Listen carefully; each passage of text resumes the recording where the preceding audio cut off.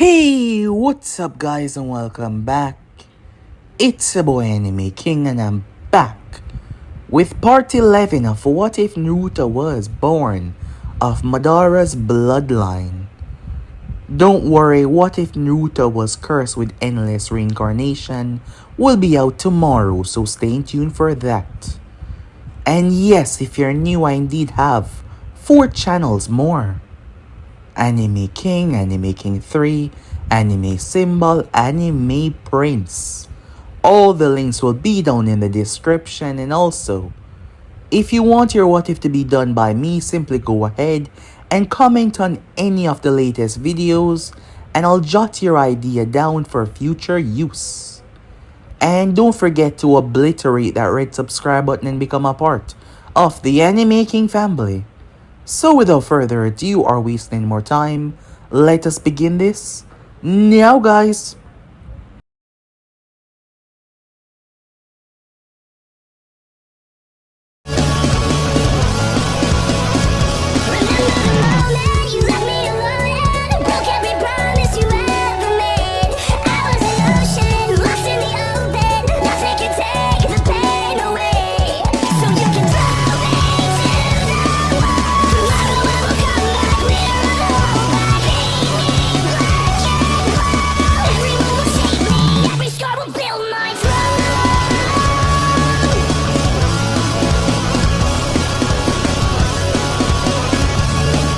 So the last part that we left off, Naruto along with his Hyuga advisor, Shikamaru and several others, descended upon Kumo.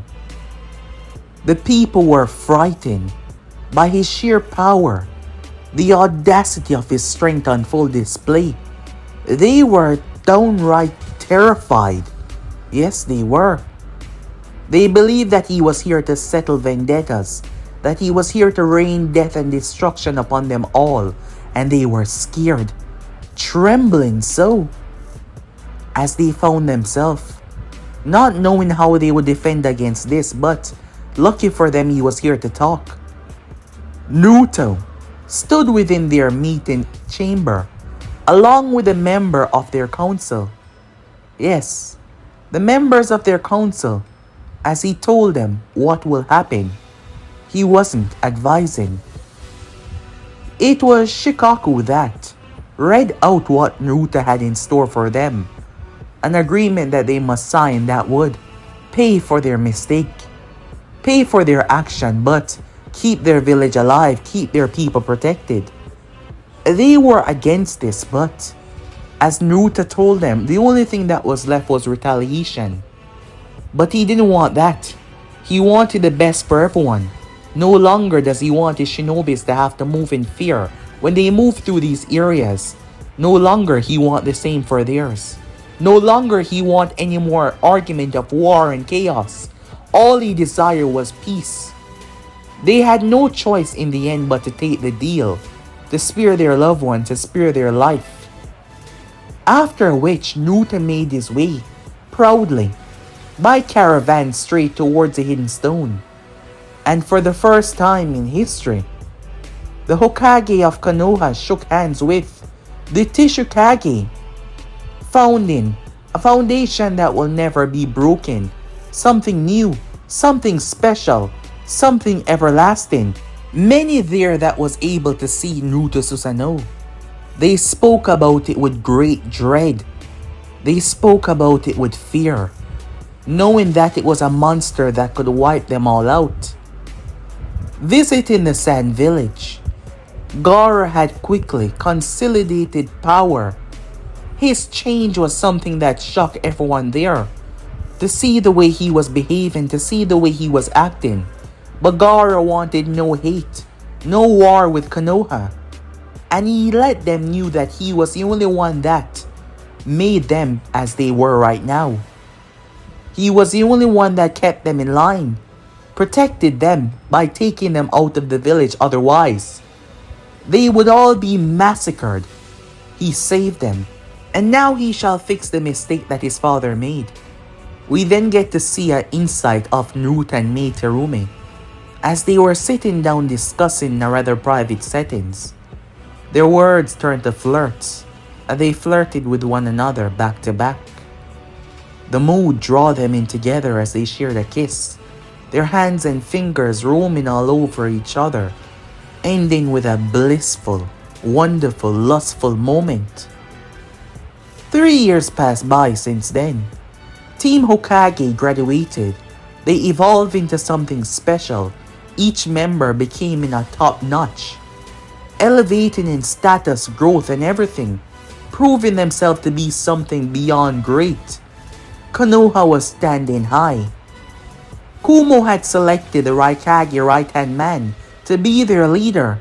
Now he stood proud, signing the treaty with Naruto, bringing peace to their nation, as Kumo was still under the obligation of Konoha. It was a 5-year deal to show that they will not make a move ever again. Finally, after the 3 years, Naruto was visited by the hooded man. Naruto and him sat and spoke. Naruto was aware that he was a part of the Akatsuki. How? That was surprising. Finally, they decided to talk for real as Naruto told him to remove the hood over his head, as we finally get to see who was under that, who has been one in the shadows. So yeah guys, basically as per left off, you guys can switch across the place, check it out for yourselves as we begin this new episode guys. We begin this episode in the past. I'm sorry. The object was handed to a child Naruto as he held it in his hand. The jar, containing the eyes of his father. He stood there. His father had been taken down in battle. Izumo Uchiha, a terrifying force on the battlefield, carrying Madara's blood. Izumo kept the Uchihas on the map. Izumo kept the others from ever thinking of making a move. Izumo was a plague. Izumo was death. He was feared by many. His name was swallowed by his reputation though, because unlike Naruto, Izumo never strived to become clan head. He never strived to become the leader. He never strived for much. All he did was observe, watch, fight when he needed to. He was always planning, always guiding moves.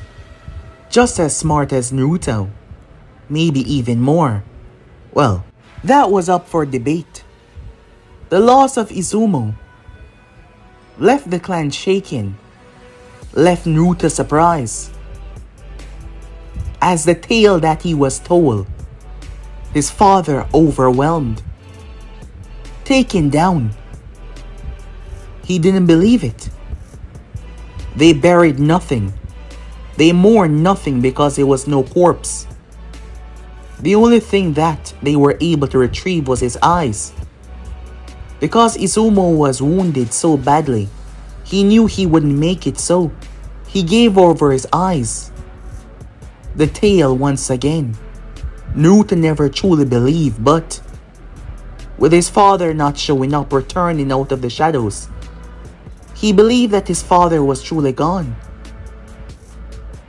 To the present time, Naruto stood there, gazing as the hood was removed. Spiky, dark hair that went down into his back. There was a scar. He never revealed where he got the scar from, given that there was no other but a scar above his left eye. Right below the eyebrow. Standing there in the flesh and blood was Izumo. Izumo Uchiha, alive. You don't seem surprised. Izumo questioned. I've spent a long time learning how to hide my true reaction. You should know this. You're supposed to be dead. Are you some phantom? Said Naruto. Izumo reached and grabbed Naruto's hand. I am real, he said. Do your eyes deceive you? Tell me something then. Where have you been, said Naruto. Izumo released his son's hand. That is complicated. Complicated, Naruto said. You left. Faked your death. I always believed the story was unusual. I could tell. So you were watching, Naruto said. I've always been watching. Even though I wasn't truly here, I was here for you. Is that so? The blade dropped from Naruto's cloak. There was a kunai there. He slashed at Izumo's throat, but he pulled back just in time. A scar lining from the tip coming down. Tiny trail of blood. He reached and wiped the blood. The wound healing a moment later. Right for the jugular. You held nothing back. You were truly trying to kill me, Izumo said, sounding amused. Well, how else do I get rid of a ghost? But I am no ghost, Izumo said. I'm your father. My father died a long time ago. My father wouldn't try to ruin what I built. Now why would you say that? I know the Akatsuki are going after the tail beasts. And you are a part of them, are you not? Izumo remained quiet. That means you will come after Mito. She means a lot to me. And if you do, I'll kill you, said Naruto. To say that with such a straight face, no hitch in your tone. Have you truly forsaken me? Izumo said. Have you no questions? Yes, many. But I'm afraid that I will never get the answer. Or there will be some complicated riddle. Some game, something to overcome. Or some complicated game. Some riddle. Even more than before. I asked you many questions when I was younger. About my mother, about the past. And it was always the same. Why should I think that you've changed? Just because you fake your death? Why don't you give it a shot? Izumo said. Who is my mother? Said Naruto. Was she Kushina Uzumaki? As crazy as it sounds. No. But she was a Uzumaki. Is that the reason why Kushina looked after me? Is that the reason why she looked out for me? Well, many doesn't know this, but Kushina had a cousin.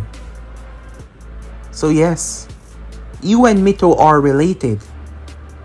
Her cousin was your mother. So she knew. Who else? Not many. Just her. And a tiny handful. Let's not talk about the others now. Tell me, anything else? Izumo said. Where have you been? Doing things. What kind of things? Things to make the world better. What are those? Complicated. How so? Confusing. As I said, always with the same game, said Naruto. Tell me, how exactly do you expect me to feel? Well, at least show me something. Anger, rage. Something more. That calm, unnerving gaze of yours is getting to me. And that should speak volumes, given I am your father. Naruto chuckled. He seemed rather amused. He stepped forward as Izumo remained where he was. Naruto paused right towards him. Removing your hood is not going to change anything. If you come after Mito, I will kill you. I know you will try. Why do you think I've been helping you all these years? You want to die, father, said Naruto. I'm glad. You can still call me that, Izumo said. But no, I don't want to die. I just want everything back. And that is Naruto question. Izumo raised a hand and placed it on Naruta's shoulder. Soon enough I'll tell you. But not now.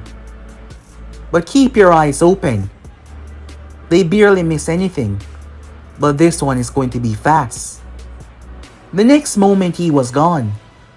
Just gone. Naruto closed his eyes. For a moment. Before he reopened them. The next moment he too was gone. Meanwhile that was going on, Mito was within the sand village, spending time with Gaara. Even younger, they really connected. Maybe it's because both of them were Jinchurikis. Maybe it's because she was the first one that truly accepted him other than Naruto, and she was his age. It seems they both were just hanging out. Then again, Mito was the liaison between the villages, something she requested, as it would give her opportunities to see Gaara. Word came to the sand for her to return home. An emergency. That sounded rather cautious. The words were urgent, yet there was something about the letter that was written by Naruto. As Mito got ready to head home, Izumo could be seen standing on top of a sandy dune, watching her, yet he did not dare make a move towards her. Clever boy, he said, as he looked rather amused. He left, making his way. Back at Konoha. Your father? Tsunade said. Within the office, as she stood by Naruto. Yes, but I thought he was dead. So did I after a time, said Naruto. But he's alive. He's a part of the Akatsuki. Wait, do they know what you've done? No. Not yet. But my father is a very smart individual. Not just smart. Powerful. Who knows how much he's changed over the years? Yes, you knew of him. Well, not personally. But there were tales, Tsunade said. Something doesn't make sense though. His eyes. I was the one that helped with the operation. How is that possible? Well, his eyes were fully intact. So he had an operation for new eyes, just to give you his. So all this time he's the one that has been helping you and guiding you. Why do that? Why make you stronger? Why make the village stronger? If he knows that he will come after someone that you care about. That is what I don't know. She looked at Naruto surprising. What? Well, usually, you have all the answers. Not to mention, for the first time in my life seeing you. You're a bit rattled. But I do not blame you, she said. Mito is returning, she questioned him. Yes. But she's out in the open. Don't worry. She'll be fine, said Naruto. I make sure of that. When Mito returned to the village, as the news hit her, she always knew that Naruto and her were connected by the Uzumaki blood, but to learn this deeper connection that truly shocked her. Greatly so, as she couldn't believe it. His father was alive. The Akatsuki threat was much bigger than they thought. She was wearing a necklace around her neck. It was given to her personally on her 10th birthday by Naruto. It was red, crimson like Naruto's Sharingan eye. The necklace was not normal. Izumo could feel it. There was a reason why he didn't attack Mito. A reason why he did not make a move against her. And it was that strange pendant that she wore around her neck. Days passed by, and the Akatsuki finally decided to make their first strike. Within the dead of night, They descended upon the sand. They came there with a vengeance, ready to take it down. Izumo watched from the shadows. He was here for a reason, but it wasn't to take the one-tails. Just to see how the board is, how the game is being played. If interference is necessary, it will happen. Sasori and Deidara, they were smart as well, planning their infiltration. Sasori waited as Deidara made his way. There was already a spy within the hidden sand. However, as Gaara building was blown, everyone was alerted. But Gaara was just fine. Stronger than ever, he floated on a sand platform. How did you react in time for that? Your bird is a giveaway. There is no bird like that within the hidden sand. I see, said Deidara. Well, that doesn't matter. I'm here for you. And thus the attack started. Izumo observed from a roof, watching as down below secure their people. He observed them carefully, looking around for something, someone to be quite precise. He then noticed the Kazekage sister making her way, after a glance was given to her by Gaara. Izumo jumped down, landing within the alley. The moment she turned, Temari fell, taken out by his eyes. Her mind collapsing. She was unconscious. Izumo gazed down towards her, leaping back up to the roof, gazing around. What else do you have planned? He said, as he watched carefully. He gazed around. Tell me it's not only one. I know I taught you better than that, Izumo said as he smiled. I see. Kunais and shurikens were launched towards him, forcing him to jump away. Suddenly, two people stepped out of the shadows. It was Itachi Uchiha and Shisui. So, he sent you two. Izumo turned to face the both of them. I must say, I'm disappointed. So you're the threat that we were told about, Shisui said. We won't allow you to take the Kazekage. Allow me? You say that like you have an option in this race. You two are so far behind the board that you're impossible to see. But let me question something. Was it the letter? The hidden message? They looked at him with a strange look. See? So far off the board that it doesn't really matter. I can't even ask you anything. They dashed towards him, one goal in mind. They were to take him down. Weapons drawn, Sharingans glistening within the night. Izumo dodged the first wave of attacks. They couldn't touch him. This was Itachi and Shisui, working together as a perfect unit. When the both of them pulled back in release, combined fire attacks that caused this area to be engulfed. Izumo raised his hand, and the fire shrunk and went away.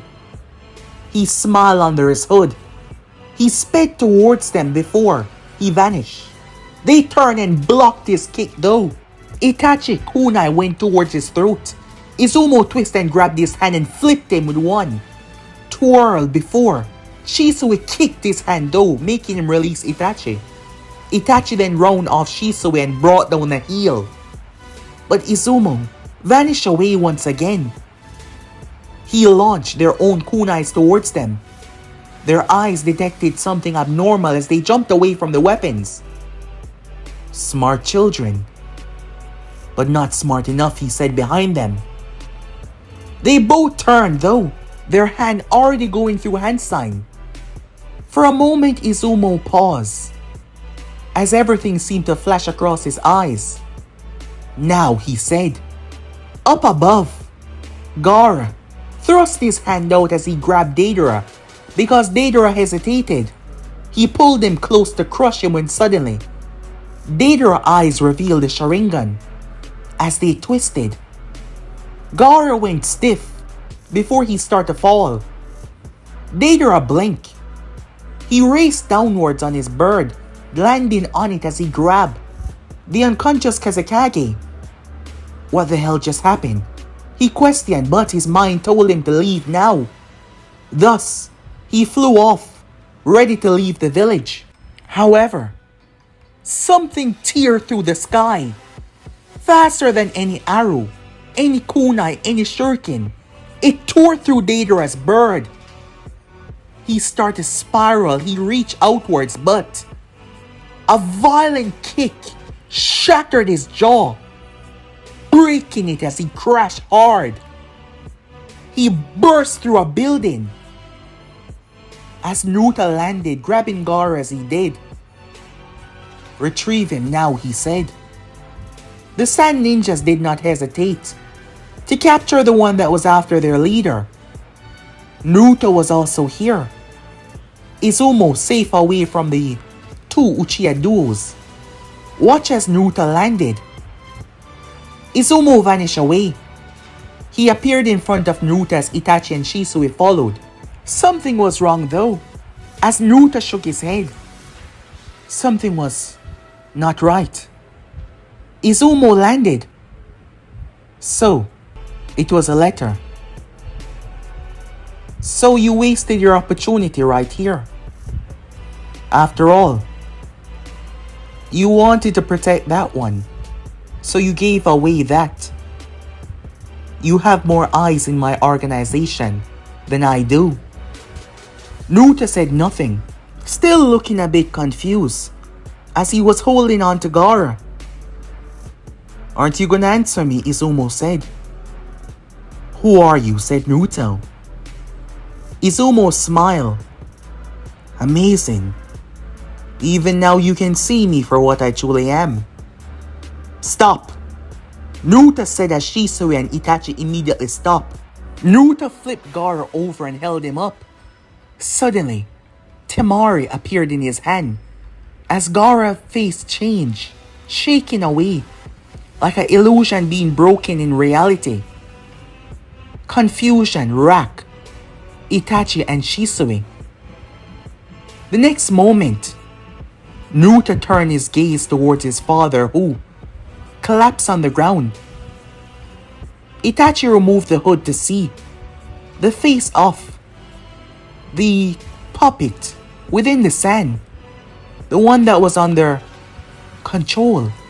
Naruto snapped his head to the right. Boom! An explosion went off. Naruto had been watching the entire time. He watched as Temari was taken down. Izumo believed that Temari was there to inform and send word back to Konoha. He knew that Naruto could reach to the village quickly, as it wasn't just about running anymore. Teleportation, space-time jutsus. But it wasn't that. Temari had been taken up. She was always safe. Her life was never in danger. Naruto was simply waiting. She was taken up and brought to safety. But no. When? How? When did they switch? Boom! The entire platform exploded down below, sending Sand Shinobi sailing. It exploded where Deidara had crashed. He was tricked. Someone tricked him. His father tricked him. But how? Naruto was pissed. He closed his eyes. He focused. When he reopened his eyes, the Mangekyou burned. Itachi and Shisui took a step back, fear of the past returning. However, the sensation swelled over the sand like fire. Naruto moved off with such force the ceiling creaked. He ripped through the village, racing, before he crash landed right near the gates, watching the bodies of the sand ninjas. Izumo was holding Gaara in his hand, Deidara and Sasori standing behind him. "Kill him," Izumo said. They dashed towards Naruto, Deidara sending many birds, Sasori starting with needles. As they saw the depths of Naruto's eyes, Naruto cleared the space in a fraction of a second. His first move as he raised his leg, the puppet exploded, revealing the true Sasori. Naruto reached to grab Gaara, but in the last moment he stopped himself. He dodged. Something whipped past his face, slashing his cheek. "Smart. Keep it up," Izumo said. Naruto was surrounded by a volley of explosive animals. They erupted. Izumo did not even move, not even budge, as the debris and force whipped across him. Naruto's eyes fluctuated all over the place. When he saw it, he reached for a kunai and thrust it forward. The next moment it struck the top. The explosive note on it exploded as Gaara started to fall. Naruto leaped upwards and caught him. He gazed down at Gaara. He could literally see the power having been dragged out of him, but not all of it. Naruto stood there, going through 2 sets of hand signs. Gaara's body was gone, just vanished away. Izumo stood there as the 2 Akatsuki members attacked Naruto at once. Their teamwork, surprisingly good. However, when Naruto summoned the Gunbei Uchiha reflection, an explosion of their 2 combined collaboration attack forced them back. And when Naruto stepped out of the smoke and his eyes started to spin, Sasori raised. He raised his arms, pulling for that scroll as he was about to summon the one to end it all, the third Kazekage, the master of the... Sasori's arms were removed as Izumo spoke. "You can't hesitate around this monster. If you do, you die." Sasori was minced into pieces. Deidara was terrified. What the hell? For the first time in a very long while, actual fear crossed Deidara's eyes. Sasori pulled back for a moment. He did not blink. That speed was unnatural, unreal. Yet his heart was still beating. It was still alive. Naruto crushed it. Deidara jumped onto his bird, soaring through the sky. He felt something as he looked around. The bird was split in half. As they free fall from the sky, Deidara released a scorpion, jumping onto Naruto. He then released a massive centipede. It wrapped Naruto, twisting him around. But Deidara made a mistake. Damn it! He gazed into Naruto's eyes as he jumped away. He checked himself, flaring his chakra, but there was nothing. Boom! He set off the explosion. For a moment there he felt something crawling on him, but there was nothing there. The next moment he saw, as Izumo was standing there, using the lower half of his bird to block him from the explosion that almost ripped his head off. Deidara was confused. What the hell? Izumo tapped him on the forehead, freeing his mind. "You were already under his illusion. You're not strong enough to break it. Trust me." "When? What the hell is going on?" said Deidara. How did he? It's a complicated game. Your part is done. We can't afford to lose another member. Go. What? I said go. I'll handle the rest. He looked back towards Sasori broken remains. Creating another bird, he jumped on it. Flying away, Izumo then revealed his face as he pulled down his hood. I must say, that was quite a fantastic show. Massacring an S-rank ninja like that. Well, they call themselves S-rank, but some of them aren't that strong. Given our growing strength as father and son, wouldn't you say so? You're wondering how I tricked you. I can see it in your eyes. You're angry. The thing you hate the most is not controlling everything. Izumo said. You're wondering how I got Gaara. When you took him, how I switched him for the girl. Tell you what. You stop me from leaving and I'll tell you. Naruto stepped forward but he paused. You can see it. Izumo said. You're not sure what you're seeing but you can see it, can't you? I knew that you were special, my son.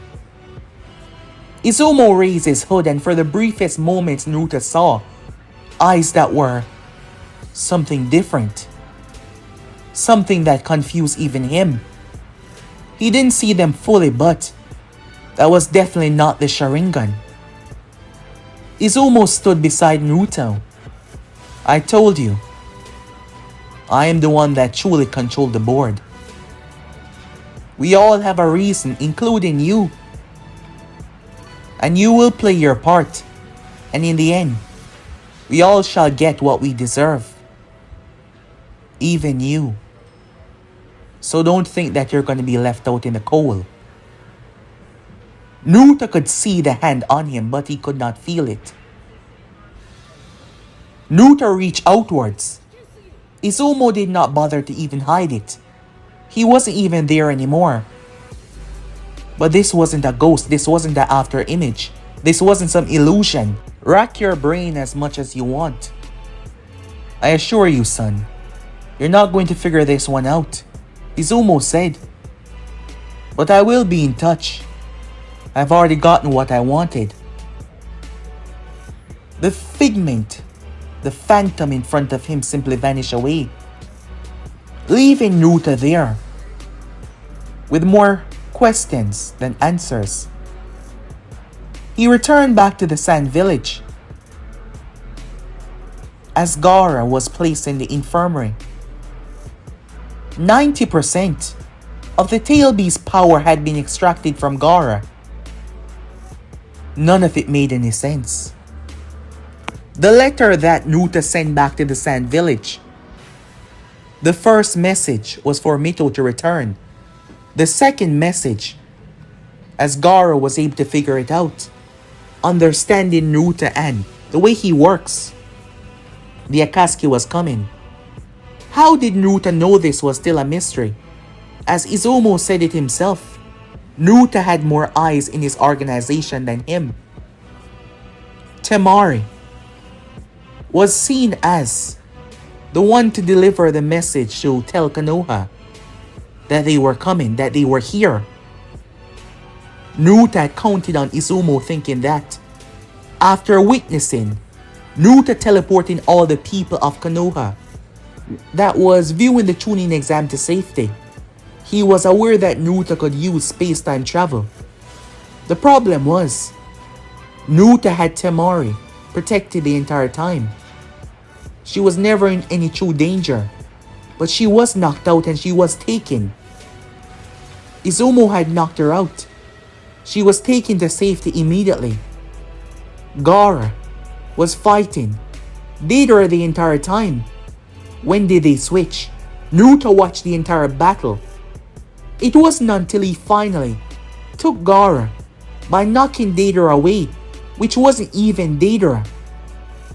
That is when Naruto felt the strange sensation.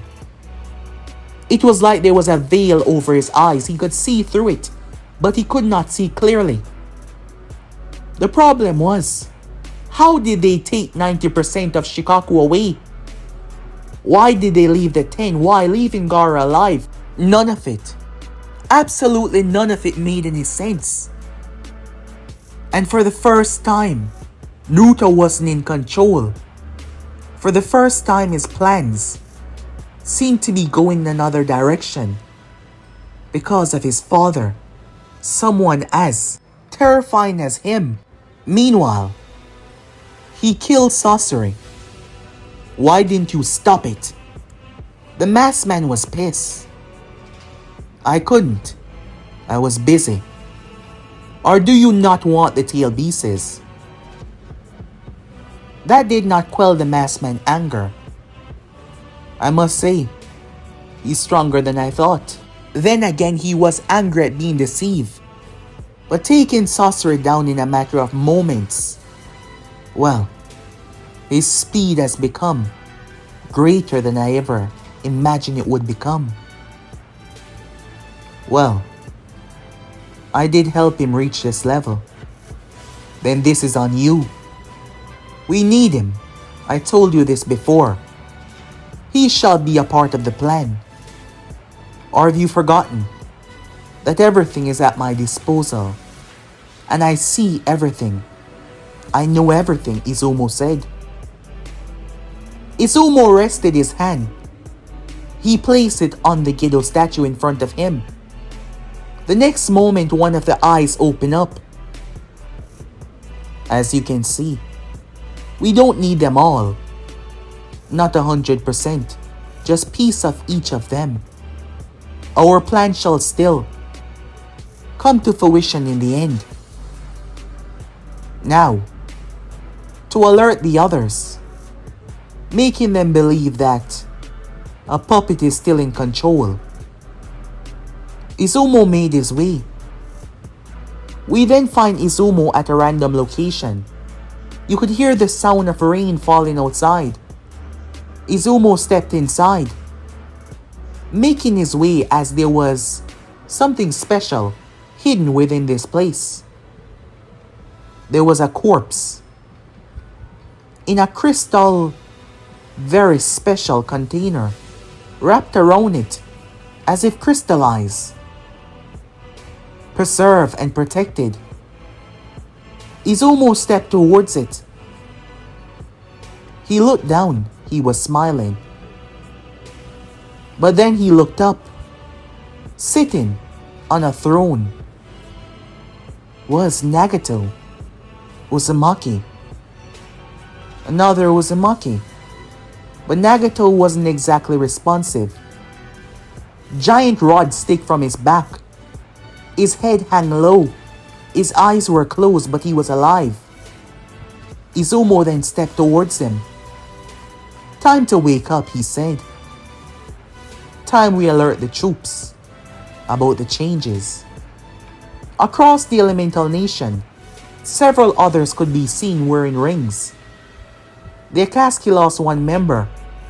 Luckily, they had someone to replace him.